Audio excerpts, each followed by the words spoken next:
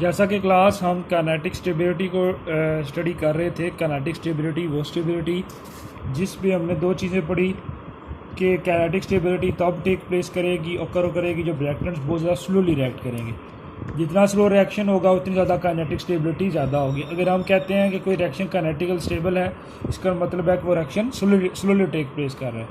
दूसरी चीज़ जो क्लास हमने स्टार्ट की वो थी thermodynamic stability. Thermodynamic stability depend करेगी क्लास आया रिएक्शन स्पॉन्टेनियस है या नहीं है। स्पॉन्टेनियस मतलब जो चीज़ बहुत रैपिडली टेक प्लेस करती है। और ये जो थर्मोडायनेमिक स्टेबिलिटी है क्लास, ये डिपेंड करती है चेंज इन फ्री एनर्जी पे। किस पे डिपेंड करती है? Change in free energy, that is delta G, जिसको हम गिब्स फ्री एनर्जी भी कहते हैं। तो यहाँ पे दो पॉइंट हमारे पास क्लियर हो गए कि thermodynamic stability depend on whether और not the reaction is spontaneous. आया रिएक्शन स्पॉन्टेनियस होगा या नहीं होगा।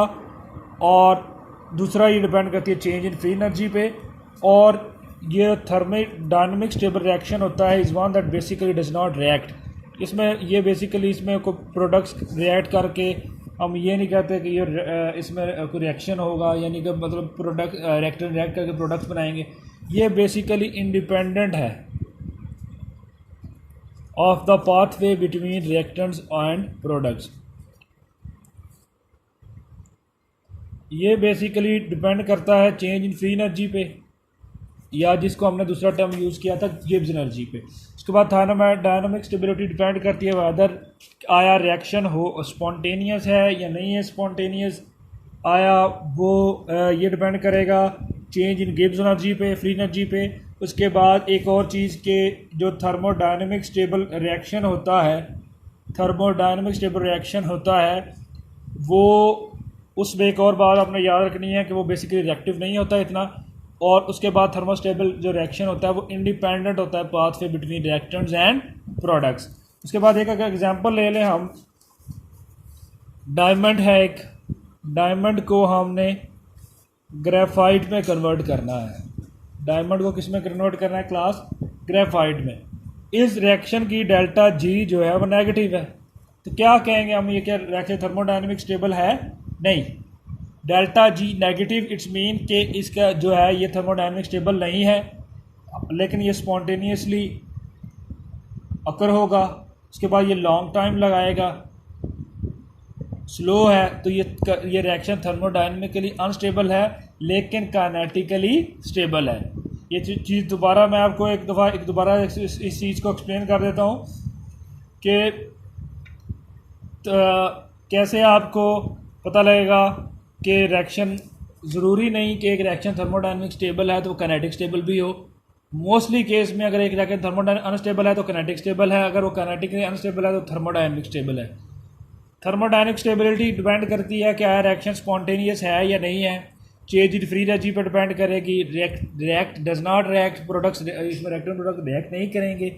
ये बेसिकली इंडिपेंडेंट होगा पाथवे बिटवीन द रिएक्टेंट और प्रोडक्ट्स। अगर आपने डायमंड को ग्रेफाइट में कन्वर्ट करना है तो उसकी delta G negative. Delta G negative का मतलब ये है कि रिएक्शन थर्मोडायनेमिकली अनस्टेबल स्पॉन्टेनियसली होगा लेकिन थर्मोडायनेमिकली अनस्टेबल। काइनेटिकली स्टेबल क्यों होगा? ये क्योंकि ज़्यादा टाइम लगाएगा टेक प्लेस करने के लिए। उसके बाद जो थर्मोडायनेमिक प्रोडक्ट है, एक प्रोडक्ट होती है क्लास काइनेटिक प्रोडक्ट, एक प्रोडक्ट थर्मोडायनेमिक प्रोडक्ट। जो थर्मोडायनेमिक प्रोडक्ट है क्लास, उसमें इंटरनल डबल बॉन्ड होता है जिसकी वजह से वो ज़्यादा स्टेबल होती है as compare to kinetic. Kinetic product, thermodynamic product